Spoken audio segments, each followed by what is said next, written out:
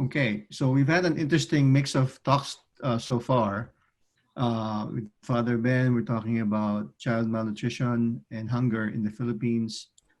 With Mrs. Mercy Abad, we're talking about microfinance for the poor and lots of success stories. And then with Dr. Mangahas, he just talked about surveys and how to do them and what does it tell us about the Filipino people and what they're feeling about certain things, certain issues in this particular time of COVID. We'll sort of pivot a little bit and talk about heritage in local communities. And our next speaker is Dr. Mario Santo Domingo. So let's see if I can share this slide. And Dr. Santo Domingo is a professor at the University of Maryland, Baltimore County. He's also a research program coordinator in the psychology department. And he's also a research scientist with Evaluation and Assessment Solutions, LLC. He did his PhD in community and applied social psychology at University of Maryland, Baltimore County. And he did several master's degrees in International University of Japan, University of the Philippines, and I believe also Johns Hopkins University. With that, I'll stop sharing, and then you can go ahead and share your screen, Dr. Santo Domingo.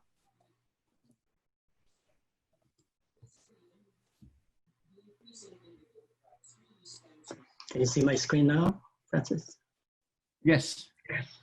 Okay, magandang umaga po sa mga nasa Pilipinas at magandang gabi sa mga nasa Amerika at Canada at kung saan man kayo naroon. Magandang araw po sa inyong lahat. First of all, I'd like to thank President Giselle Concepcion of PAASE and Francis, the host of our session today, for this opportunity to talk about a topic that's really very close to my heart. So I'm here this morning to talk about a community-based history and heritage project not far from Manila, in the province of Rizal, in the small town of Morong, where I was born and raised. But let me first dedicate this talk to a few people who have inspired and helped make this project a reality. The late Colonel Francisco San Miguel, who was persistent in his call for the town and the former district of Morong to be recognized for its role in the history of the Philippine Revolution and for the formation of the Philippine nation. The late Mayor Armando San Juan, who never hesitated to support this project the moment he sat in office and provided staff support contributing to the sustainability of the museum. They both passed away several weeks ago, not too long ago. Also to late Maclary San Antonio, who was a staff at the National Museum. He knocked on doors at the National Museum when this project was being conceptualized to bring the weight of the national institution to a local museum project. And last but not the least, to my dear friend and classmate, Attorney Lynn Bautista, who passed away 2 nights ago. Wow. Attorney Lynn provided us legal advice regarding property rights and agreements between the government and civic organization. Thank you as well to the officials of LIKAS Morong, whose main project was the Museong Pambayan ng Morong, led by Vice President Felino Angeles, for steering the museum to where it is right now. Special shout out to Friends of Morong Museum, led by Mrs. Normita Fan, and to the Mayor of Morong, Dr. Olivia De Leon. The biggest gratitude goes to the members and staff who worked hard to run the museum and sustain its programs. It goes without saying, though, that due to the current pandemic and the closure of the museum, both our educational and social activities are limited to online mode, which I'll repeat again later. This story began in the small town of Morong in the eastern part of Rizal by the Laguna de Bay. The town may be better known for its beautiful neo-Baroque church, which traced its history as far back as 1615, but whose facade was completed in 1853. At the entrance of the church complex were two foo dogs, or stone lions. Just like the church, they have been constant presence. We see those two foo dogs every day since I was a child. But something happened not quite long ago. One stormy day, the female foo dog disappeared, never to be seen again, leaving the other foo dog, the male one, by its lonesome. But this has happened before. This loss of a community patrimony has happened before. It was not the first time. By theft or by official decision. It has happened before, like the structure called Glorieta, built in the 1920s, which gave way to a basketball court in the 70s. Now, is it happening still? Yes, probably not as massive, as the whole structure being taken away at one point in time. But many structures, many architectural edifices are being chipped away slowly. So what's happening again?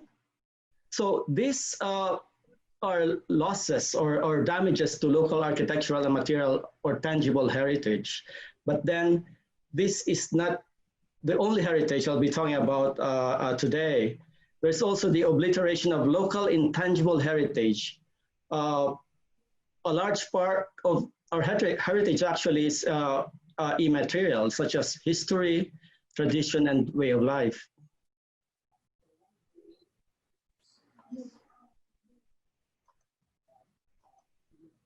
And why?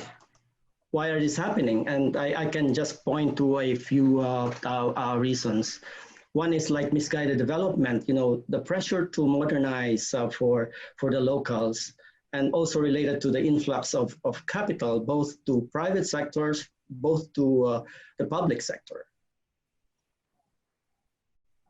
The inability of local institutions such as the local government, the schools, the churches to preserve this tangible and intangible heritage. Also related to this is the lack of understanding and appreciation of local history and the relevance of heritage.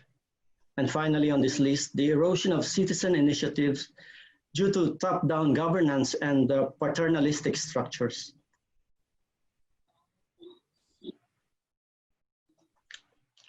All this despite the presence of national edicts or laws that actually encourages the preservation, enrichment, and dynamic evolution of a Filipino national culture according to Section 14 of the Philippine Constitution.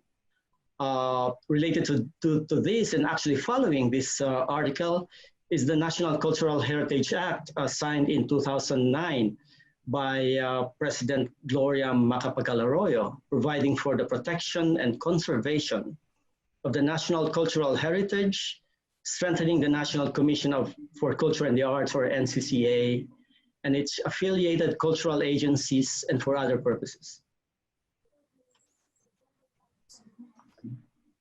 So what can we do on the ground? So there's this infrastructure above on the national level and possibly on regional levels. I've listed here at least 9 of those items that we can do, and we actually try doing in Morong. Of course, it's very important. We can mobilize the citizens and encourage participation in heritage work. 2, part of the mobilization and encouragement to participate is education and training. Next is fundraising and grant making, something that I didn't learn from school.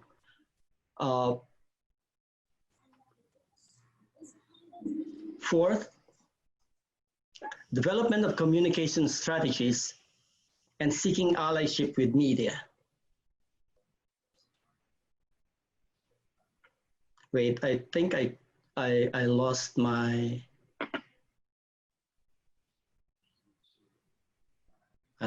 screen.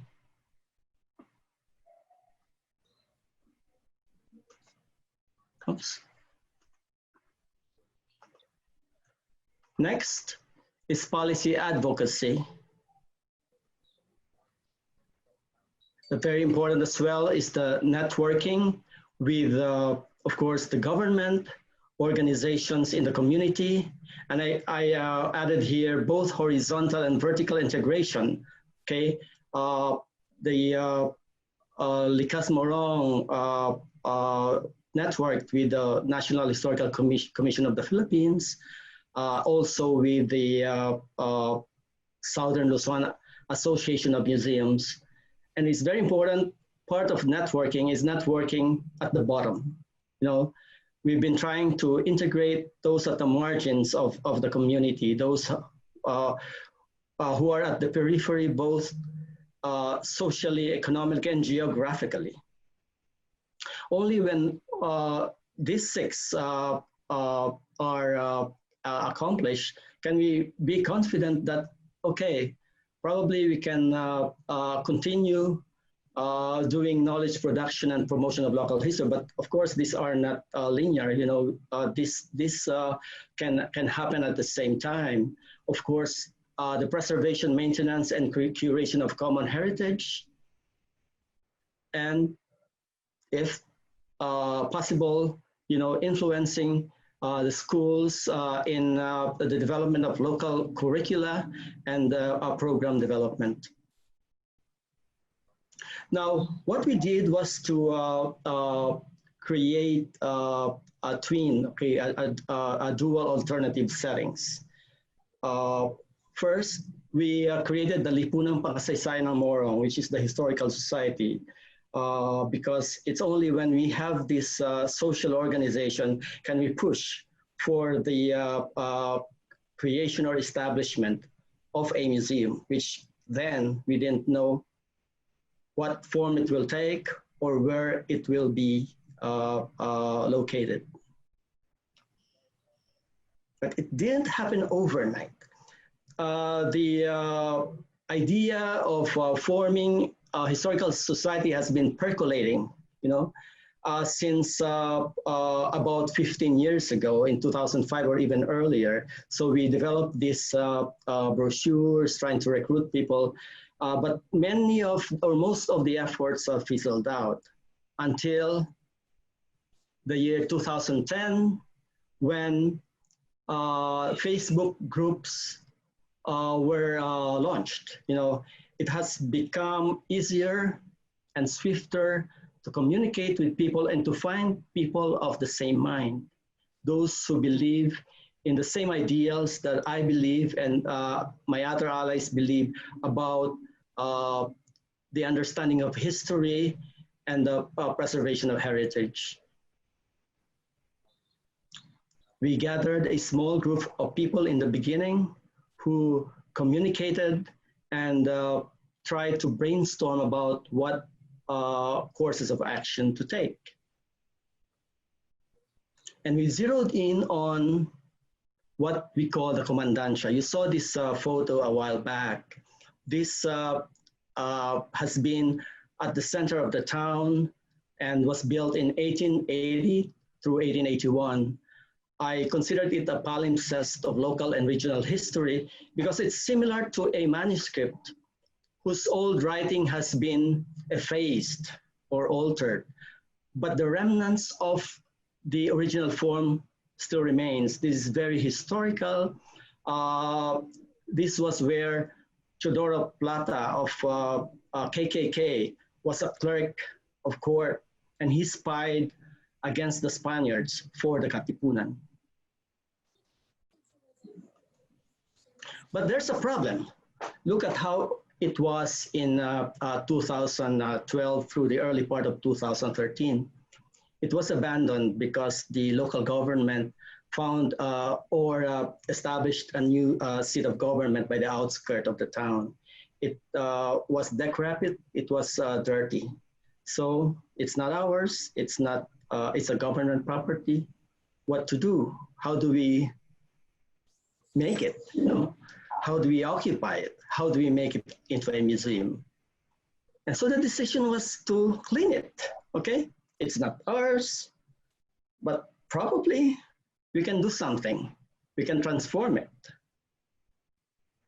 And it happened. It got cleaned. Again, the question is, so what? What to do? Where do we go from here?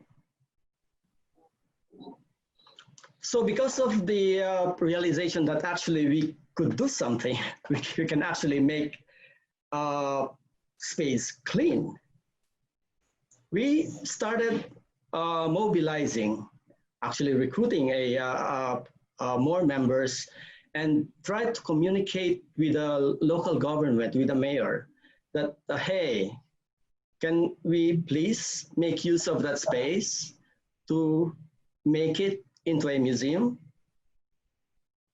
So there was this effort, you know, to slowly convince the municipal government that it's worth bequeathing or making the LIKAS Morong the steward of that space. So part of this mobilization is attending meetings, and I apologize if you will be seeing my face, my picture in some of these photos, because I was at the center of the action. So you can see here a meeting with the town mayor then, Mayor Joseph Benaventura, was meeting with Balikbayans, and we asked him pointedly, if Mayor, do you think you can make LIKAS Morong, who were attending this meeting, the steward of the second floor of the Comandancia so that we can transform it into a museum? He did not say yes, but he did not say no either. So we took it to mean that probably it's okay.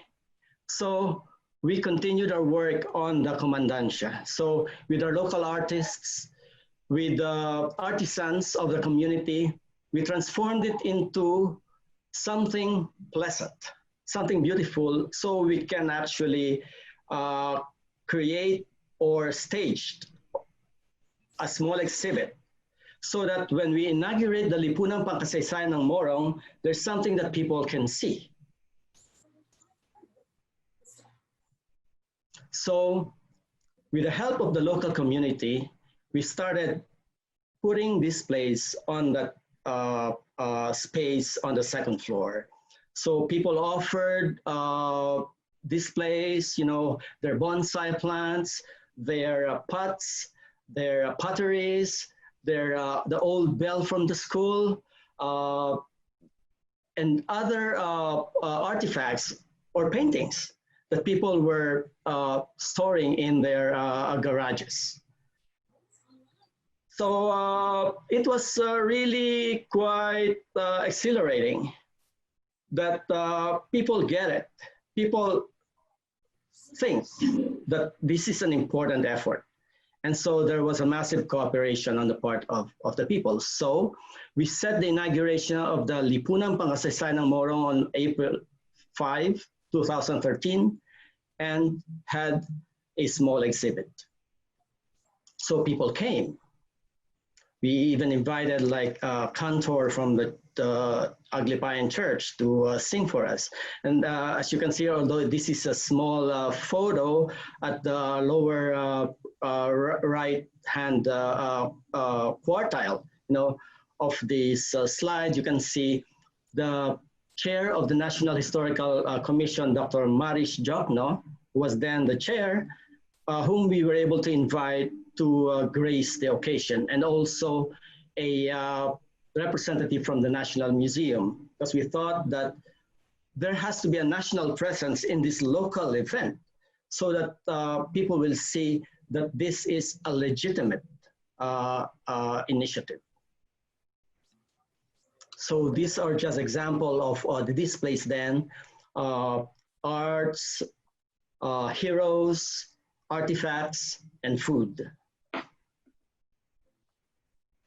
We also launched a Gawad Kasaysayan and other types of awards. In this case, this was the first couple of awardees, the co-authors of Morong 400 Years book, published in 1978 by Timoteo Pascual and Liwayway Pascual Guillermo. From then on, we launched other awards like Youth Leadership Award, Award for Cultural Workers, and award for philanthropists.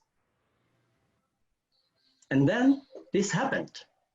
We signed the memorandum of agreement on the same day in public. So the mayor eventually relented to us being the stewards of that space in the building. Although later on we realized that memorandum of agreement do not have teeth really. And so from here on, we tried moving toward the passing of an ordinance or a law, a local ordinance that will actually make sure that we, or the LIKAS Morong, is the legally, designated steward of the space. So from then on, again, as I've said, we moved forward. The museum left its mark on the community. We even created our own preamble, as you can see here. This is on display in the museum, on the entrance of the museum. And then we decided, okay, probably we can actually use the whole space. Because we were using only a small space, since we were already there, we might as well plan for the actual, the use of the whole space for it to become a formal museum. And then we did it. We did the plan, we worked toward it, we raised funds for it until this happened. From the decrepit, dirty, space, we transformed it into something beautiful, made by the locals. So the design artists were locals, the artisans were locals, the carpenters were locals. So these are all locally produced. As you can see here, it was visited by Dr. Gisela Concepcion, during the day that we launched a science-related effort at the University of Rizal system.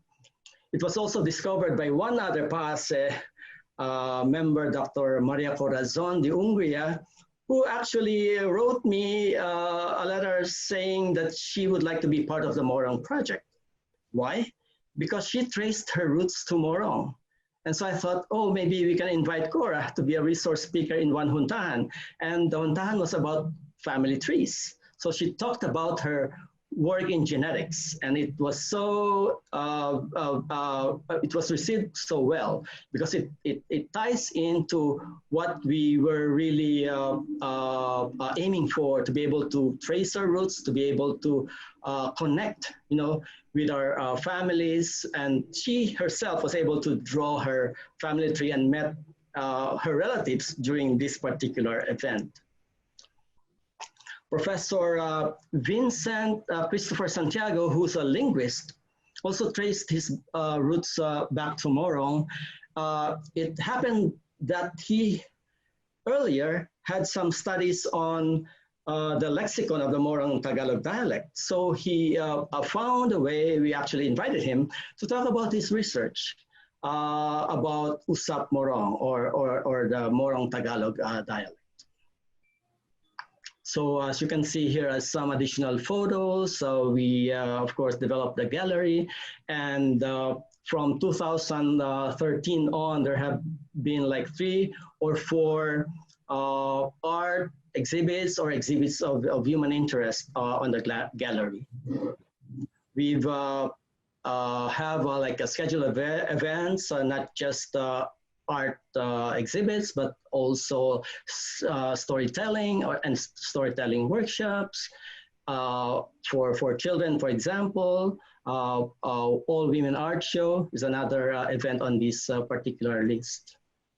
We also have received group tours from schools in Morong and adjacent towns, also groups of visitors from Metro Manila and adjacent provinces.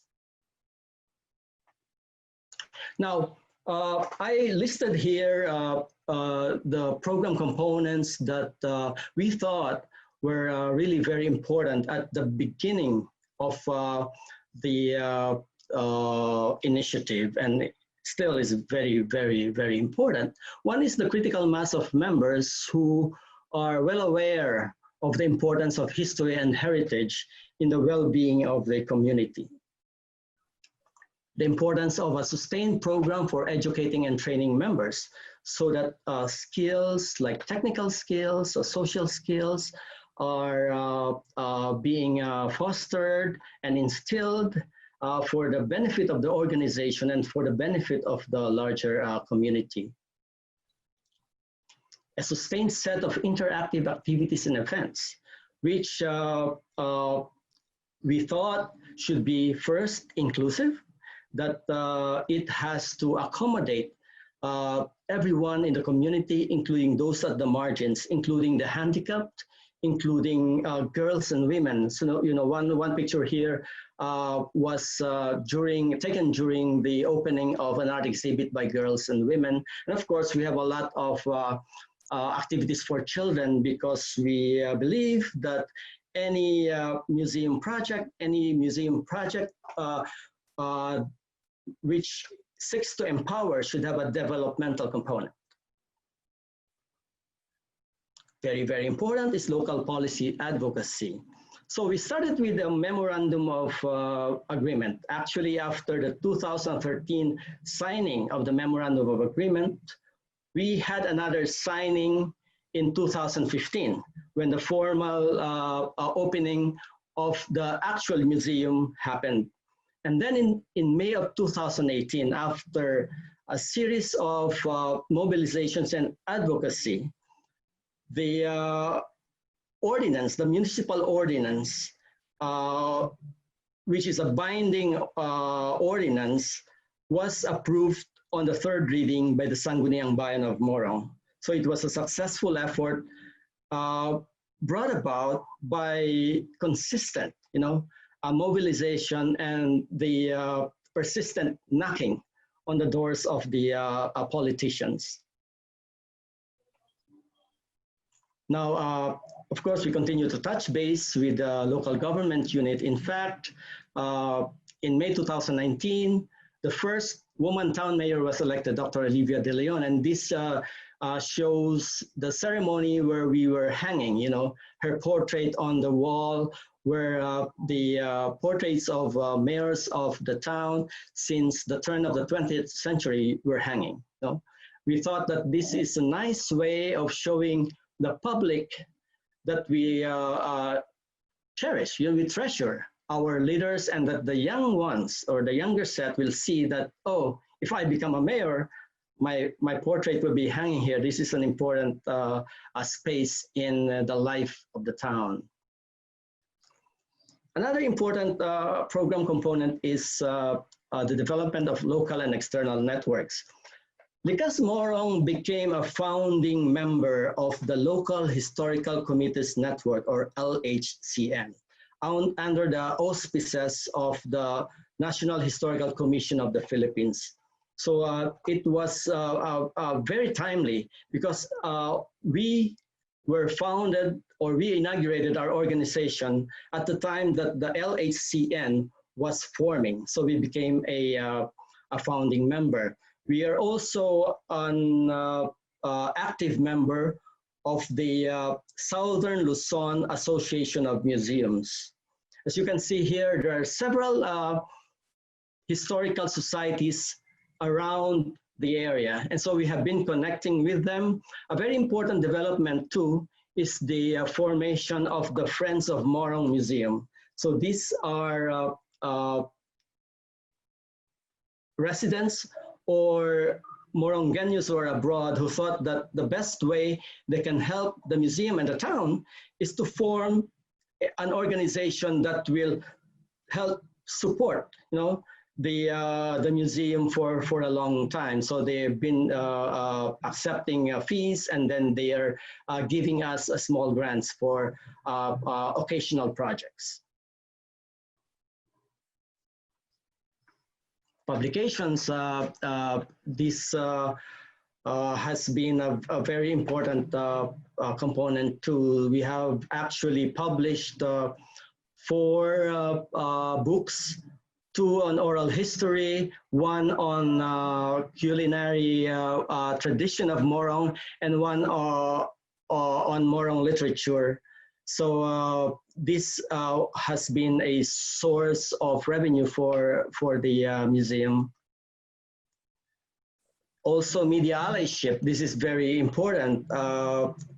We have actually formed a relationship with certain media practitioners and also broadcast media practitioners. You can see here Mr. Edric Calma from WOW Philippines. He's actually from Morong, and then he's already featured the town and the museum in his show. Also, we were able to actually released our positions about certain heritage issues through the media, and that was really effective. Finally, but not the least important, of course, as I mentioned earlier, is fundraising and grant making. So far, we have been doing annual fundraising through this for activities like direct solicitation, concerts or art shows, small grants, and book or merchandise sales. So far, since 2013, about 2/3 of our revenues are coming from donations. So donations actually from abroad, but about 61 to 90% are donations from everywhere. And that's because some of our revenues are actually coming from the other activities. Okay, so if you happen to be in Morong and you come to the museum, feel free to buy some of our merchandise, as you can see here. So the good news is that on November 27, 2019, the Museong Pambayan ng Morong received the news that its grant proposal to enhance the museum was approved by the NCCA. So this is the first time that we got a big grant. And quite recently, just a few days ago, NACP and the Local Historical Committees Network told us that they will support the annual forum on the history and heritage of Rizal Province on August 30th. Actually, this particular activity is one step toward upscaling because we wanted to integrate the other towns in our efforts and try to have like a forum where everyone will say their piece about their own local history and their own heritage. So hopefully it will be successful and that it will lead to even bigger projects, not just for the town, but for the province itself. So this is actually the end of my presentation, but I just would like to show you these 2 photos. Originally, I'm actually a community psychologist, so I'm very much interested in community well-being, collective well-being, and maybe this is for a future talk about how museum visits can actually foster or help people, in enhancing their mental health and well-being. So as I've said, like this can be for a future presentation. And at this point, I'd like to thank everyone who listened to this presentation, of course, to everyone who's contributed to this our sets of photographs. And I'd like to thank you, and please, if you have any questions, feel free to throw them. Okay. Salamat po. Thank you, Mario. Really, really inspiring talk, and congratulations on your efforts. Salamat. Yeah. So I actually have a question for you, Mario, and and I think the question might resonate with some of our members who are also, U.S. based and go back to the Philippines regularly. But it seems like you have a special connection to Morong. And how did you maintain that connection, even though you're working from abroad? Oh, so as I've said during my talk, Facebook was really very instrumental, very helpful, especially Facebook group, because we have this group that started really, really small, and we were constantly, sharing ideas through that particular venue. But Morong is really a small town. We know almost everyone from school, and so there is really a very, very tight social fabric that and that's why when we did the first fundraising, it was very successful, because everyone was connecting with each other and convincing everyone that this is a worthy endeavor. In addition, actually, although I've noticed that when I did some analysis of the funds raised and the amount, the closer you are to the museum, the more frequent, you donate, and the higher, the amount of donation. So probably because of the affect, because of the connection with the place and the space and the people that are around that area. But I've always been insisting that we need to be able to accommodate those far away from the center, because only then can we really have, a strong community that's inclusive and that will be learning from our efforts. Otherwise, it would just be, like preaching to the choir, if we keep on just talking to one another who already know each other.